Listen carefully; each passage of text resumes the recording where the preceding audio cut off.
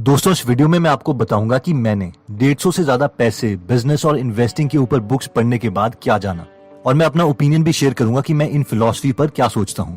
तो सबसे पहली और बेसिक चीज जो मैंने समझी है वो ये है कि अमीर लोग इस कॉन्सेप्ट को बहुत अच्छे तरीके से समझते हैं कि पैसे से पैसा कैसे बनाया जा सकता है। हम में से मैक्सिमम लोग जब स्कूल में होते हैं या कॉलेज एंटर करते हैं तो बस एक ही चीज हमारे माइंड में होती है, और वो है कि एक अच्छा पैकेज चाहिए, और जिसे जितना बड़ा पैकेज मिलेगा उसे उतना ज्यादा सक्सेसफुल माना जाएगा। जो लोग अमीर लोगों के माइंडसेट को समझते हैं, इनका फोकस होता है कि कैसे मैं अपनी स्किल को एसेट में कन्वर्ट कर सकूं। वो जिस भी चीज को देखते हैं उसे देख के यही सोचते हैं कि क्या इस चीज को मैं एसेट में कन्वर्ट कर सकता हूं या नहीं, यानी किस तरीके से मैं किसी पर्टिकुलर चीज को अपने लिए इनकम सोर्स में कन्वर्ट करूं। फॉर एग्जाम्पल, शुरू में एक मिडिल क्लास आदमी जब अपना घर बनाता है तो वो सोचता है कि उसे बहुत बड़ा घर चाहिए और उस घर के सारे कमरे वही यूज करेगा। लेकिन एक रिच मेंटेलिटी वाला मिडिल क्लास आदमी सोचता है कि बस इस बिल्डिंग का मैं फर्स्ट फ्लोर ही यूज करूंगा और बाकी फ्लोर रेंट पर दे दूंगा, और वो उस रेंटल इनकम को फिर खर्च नहीं करता, बल्कि फिर दोबारा से वो सोचता है कि कैसे उस रेंटल इनकम से भी वो और बिल्डिंग्स बना सकता है और उनसे भी रेंट कलेक्ट कर सकता है, और इस गेम को वो बार बार खेलता रहता है। नेक्स्ट कॉन्सेप्ट जो अमीर लोग बहुत अच्छे तरीके से समझते हैं वो है मैजिक ऑफ कंपाउंडिंग। इस कॉन्सेप्ट को समझने के लिए हम एक एग्जांपल लेते हैं। मान लीजिए दो भाई हैं, राम और श्याम। राम अर्ली एज में समझ गया है कि पैसों को इन्वेस्ट करना कितना ज्यादा इंपॉर्टेंट है, लेकिन श्याम थोड़ा फन वाला लड़का है। वो सोचता है कि यार अभी मजे कर लो, क्या पता कल हो ना हो। तो अब राम 18 साल से इन्वेस्ट करना शुरू कर देता है। हर साल सिर्फ 50,000 डालता है, यानी हर महीने 4200 रुपए के आसपास, और वो बस 7 साल तक ही इन्वेस्ट करता है, यानी जब तक वो 25 साल का नहीं हो जाता। उसके बाद वो इन्वेस्ट करना बंद कर देता है, लेकिन इन्वेस्ट हुए पैसे वो नहीं निकालता। श्याम भाई जागते हैं 25 साल में और वो सोचते हैं यार मेरे भाई राम ने इन 7 सालों में काफी पैसे जोड़ लिए हैं, अब मैं भी इन्वेस्टमेंट स्टार्ट कर देता हूँ।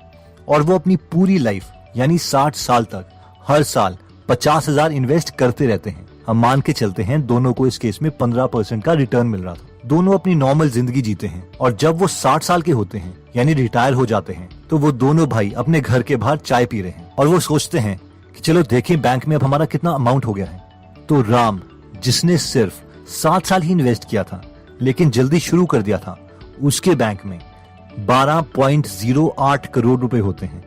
और श्याम, जो पूरी जिंदगी इन्वेस्ट करता रहा लेकिन अपने भाई से 7 साल बाद शुरू किया, उसके बैंक अकाउंट में राम से आधा अमाउंट यानी सिर्फ 6.7 करोड़ रुपए होता है। और ये है कंपाउंडिंग की ताकत, जिसे एक मिडिल क्लास आदमी नहीं जानता, लेकिन एक रिच माइंडसेट वाला इंसान इस कॉन्सेप्ट को बहुत डिटेल में समझता है और इसे यूज करके अपनी वेल्थ को इंक्रीज करता रहता है। नेक्स्ट इंपॉर्टेंट चीज जो मैंने रॉबर्ट कियोसाकी से सीखी वो थी 4 प्रोफेशंस, यानी दुनिया के किसी भी इंसान को 4 तरीके से कैटेगराइज किया जा सकता है। या तो वो एम्प्लॉय है, सेल्फ एम्प्लॉयड है, बिजनेसमैन है, या फिर वो इन्वेस्टर है। और एक इंसान एट ए टाइम एक से ज्यादा कैटेगरी में हो सकता है, यानी आप एम्प्लॉय और बिजनेसमैन दोनों हो सकते हो। एम्प्लॉय और सेल्फ एम्प्लॉयड वो लोग हैं जो पैसे के बदले अपना टाइम सेल करते हैं, जैसे इंजीनियर्स, डॉक्टर्स, अकाउंटेंट्स या इवन दुकानदार। बिजनेसमैन वो है जो ओपीटी को यूज करने में अच्छा हो गया है, यानी अदर्स पीपल टैलेंट, जिसका मतलब है कि वो पैसे दे के दूसरों का टाइम खरीदता है ताकि वो उनके लिए काम करें, और अपना टाइम फ्री रखता है, और इसीलिए वो कम टाइम में ज्यादा आउटपुट अचीव कर सकता है। जैसे कि मुकेश अंबानी ने और लोगों का टैलेंट यूज करके जियो, रिलायंस जैसी कंपनीज खोल दी। अगर हम छोटे स्केल में बात करें तो आपके पड़ोसी, आपके नेबर्स, या ऐसे लोग जिन्होंने डोमिनोज, मैकडोनल्ड्स या केएफसी की फ्रेंचाइजी खरीद ली है, वो उसमें काम नहीं करते। वो एम्प्लॉयज को हायर करके उनकी हेल्प से बिजनेसेस चलाते हैं ताकि वो ऐसे और बिजनेसेस खरीद सकें।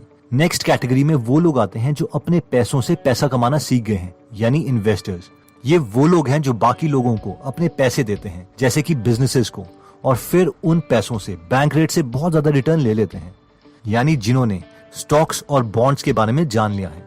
तो ये बात तो क्लियर है कि अगर हमें फाइनेंशियली स्ट्रांग होना है तो हमें किसी तरीके से बिजनेसेस या इन्वेस्टमेंट से रिलेटेड स्किल सीखना शुरू करना पड़ेगा। नेक्स्ट मैंने देखा कि बिजनेस को चलाने की 2 कोर फिलॉसफीज हैं। एक है मॉडलिंग, यानी जो लोग सक्सेसफुल हो चुके हैं उनसे मिलता जुलता काम ही करो, और दूसरा है going from zero to small, यानी कंप्लीटली न्यू वे में सोचो और कोई ऐसा प्रोडक्ट लाओ जो एग्जिस्टिंग प्रोडक्ट से एटलीस्ट 10 गुना बेटर हो। जिसकी वजह से एक बहुत बड़ा एंट्री बैरियर क्रिएट हो जाए किसी कॉम्पिटिटर के आने के लिए। दूसरों से सीख के बिजनेसेस क्रिएट करने पे काफी बुक्स लिखी गई हैं, जैसे कि copy cat marketing, steal like an artist, .com secrets etcetera. और एकदम नए प्रोडक्ट या मार्केट पर काम करने के लिए भी बुक्स लिखी गई हैं, जैसे कि 0 to 1, ब्लू ओशन स्ट्रैटेजी या फिर पर्पल काउ एक्सेट्रा। इन दोनों मेथड से ही बिलियनियर्स बने हैं। तो जो मेथड हमें ठीक लगे हम उससे रिलेटेड बिजनेसेस स्टार्ट कर सकते हैं। अगर हम इन्वेस्टिंग की बात करें तो इन्वेस्टिंग में भी बहुत सी अपॉर्चुनिटीज हैं जहां हम इन्वेस्ट कर सकते हैं, जैसे कि रियल एस्टेट, शेयर मार्केट या फिर कमोडिटीज। शेयर मार्केट में एंट्री बैरियर कम है और हम कम पैसों से भी स्टार्ट कर सकते हैं। शेयर मार्केट में 2 तरीके हैं इन्वेस्ट करने के, एक्टिव इन्वेस्टर्स और पैसिव इन्वेस्टर्स। एक्टिव इन्वेस्टर्स वो हैं जो हर रोज अपने दिन का काफी टाइम स्पेंड करते हैं कंपनी के शेयर्स ढूंढने में, वो शेयर्स जो उन्हें बहुत अच्छा रिटर्न दे सकते हैं। फॉर एग्जाम्पल आजकल रुचि सोया के ऊपर बहुत डिस्कशन चल रही है। तो जिन्हें नहीं पता, रुचि सोया कंपनी डूब रही थी जिसे पतंजलि ने खरीद लिया और इसके शेयर का प्राइस कुछ ही महीनों में अप्रोक्सीमेटली 80 टाइम से भी ज्यादा बढ़ गया। यानी हर 1 लाख जो इसमें इन्वेस्ट हुआ था वो कुछ ही महीनों में 80 लाख हो गया। तो जिसने 2 लाख इन्वेस्ट करे थे उसके 1.6 करोड़ हो गए, जिसने 3 लाख इन्वेस्ट किए थे उसके 2.4 करोड़ हो गए एंड सो ऑन। ऑब्वियसली अब इस कंपनी के बहुत ही कम शेयर्स पब्लिक के पास हैं, सिर्फ 28 लाख के करीब, और बाकी 99% शेयर्स पतंजलि के पास हैं और एग्जिस्टिंग शेयर होल्डर्स शेयर्स नहीं बेच रहे हैं। मगर आप इन अपॉर्चुनिटीज को समझ गए। अब हम में से मैक्सिमम लोग इतना टाइम इन्वेस्ट नहीं कर पाएंगे, ना ही कहीं करना चाहते हैं। इसलिए मेरे ओपिनियन में इंडेक्स फंड्स हम सबके लिए बेटर हैं। इंडेक्स फंड्स वो फंड्स हैं जिसमें हम एक प्रीसेट रूल के अकॉर्डिंग पैसे इन्वेस्ट करते हैं। फॉर एग्जाम्पल अगर हम इंडिया के इंडेक्स फंड निफ्टी 50 की बात करें तो इसमें हर बार पैसे इंडिया की टॉप 50 कंपनीज में ही लगाए जाएंगे, उनकी मार्केट कैपिटलाइजेशन के अकॉर्डिंग। अब ऐसा नहीं है कि हमें हर एक इंडिविजुअल कंपनी में इन्वेस्ट करना है, बल्कि हम एक ऐसा फंड खरीदेंगे जो ऑलरेडी निफ्टी 50 में इन्वेस्ट कर रहा हो। अब जितना मैंने बिजनेसेस और इन्वेस्टमेंट के बारे में सीखा है वो मैं आपको पूरा नहीं सिखा सकता। मतलब ऐसा नहीं है कि मैं सिखाना नहीं चाहता, लेकिन इतना टाइम नहीं है कि इतनी वीडियोस बना सकूं। पर जितना भी टाइम निकलता है मैं इन दोनों टॉपिक के रिगार्डिंग वीडियोस गीगल बिजनेस चैनल पर अपलोड करता रहता हूँ। इसमें इंडेक्स फंड इन्वेस्टिंग से रिलेटेड भी मैंने एक कोर्स बनाया था जिसे मैं आपको रेकमेंड करूंगा कि आप जरूर देखें। नेक्स्ट आता है टैक्सेस। हम में से जिन लोगों की इतनी इनकम नहीं हुई है कि उन्हें टैक्स के बारे में सोचना पड़े, तो उनके लिए ये पॉइंट थोड़ा इररेलेवेंट होगा। लेकिन जब आप इन टॉपिक पर स्टडी करोगे तो आप एक पॉइंट समझ जाओगे कि अमीर लोग अपने टैक्सेस को मैनेज करने में बहुत एफिशिएंट होते हैं और बहुत टाइम स्पेंड करते हैं इसे सीखने के लिए।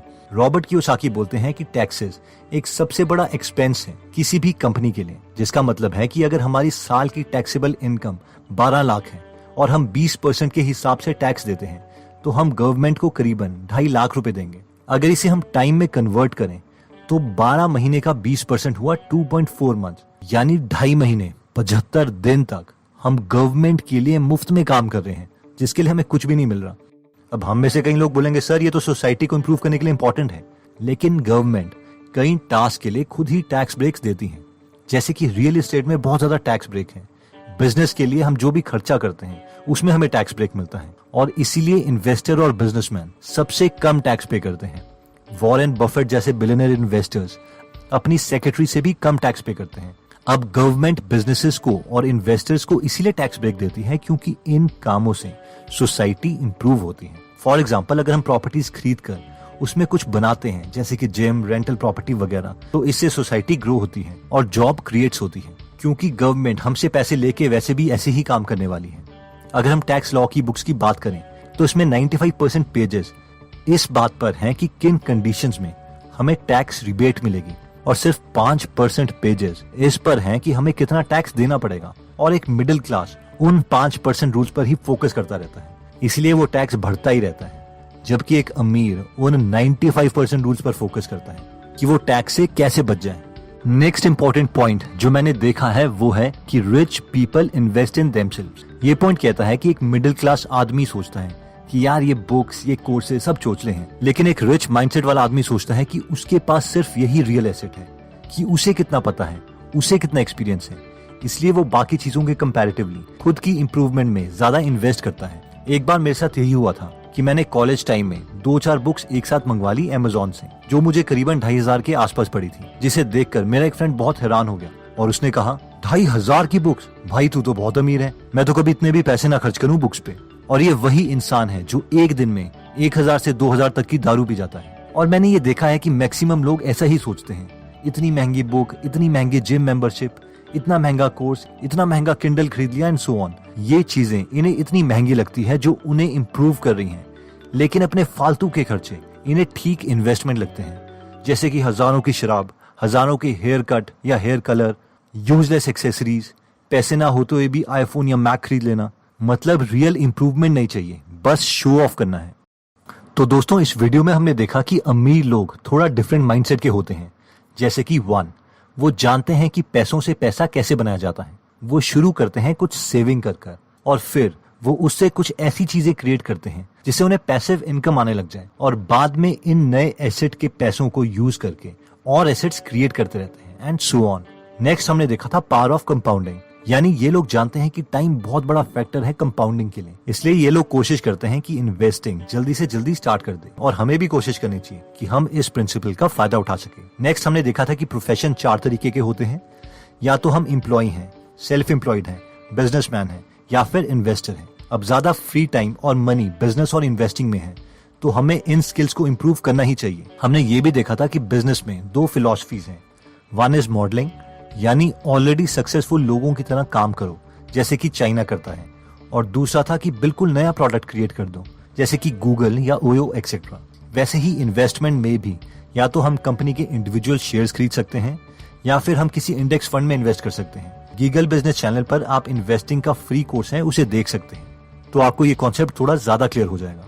नेक्स्ट हमने देखा था कि अमीर लोग टैक्सेस के उन रूल्स को ज्यादा अच्छे से समझते हैं जिनमें उनको टैक्स ब्रेक मिल सके, और इसलिए जहां हम अपनी इनकम का 20% से 30% टैक्सेस में देते हैं, वो अपनी इनकम का 0 से 5% या मैक्सिमम 10% टैक्स देते हैं। फाइनली हमने देखा था कि अमीर लोग अपने ऊपर इन्वेस्ट करते हैं, अपनी नॉलेज पर इन्वेस्ट करते हैं। अगर आप भी हिंदी में बुक समरी सुनना चाहते हैं तो आप गीगल ऐप डाउनलोड कर सकते हैं। ये एक completely made in India application है जहां पर बहुत सी बुक समरीज हैं, मनी के ऊपर, बिजनेस के ऊपर, सेल्फ इंप्रूवमेंट और इन्वेस्टिंग के ऊपर। इसमें 100 से भी ज्यादा समरीज फ्री में अवेलेबल है, और हर हफ्ते हम एक फ्री समरी इसमें ऐड करते रहते हैं। तो अगर आप अपने ऊपर अभी मनी इन्वेस्ट नहीं करना चाहते तो कम से कम फ्री समरी सुन के अपने ऊपर टाइम इन्वेस्ट कर सकते हैं। एनीवेज, अगर आपको ये वीडियो अच्छी लगी और इन टॉपिक्स पर आप और ज्यादा जानना चाहते हैं तो आप सब्सक्राइब करने के बाद बेल का बटन दबाना मत भूलिएगा। आप हमें ये भी बता सकते हैं कि आप नेक्स्ट वीडियो किस टॉपिक पर चाहते हैं। जल्दी हम आपसे दोबारा मिलेंगे। जय हिंद।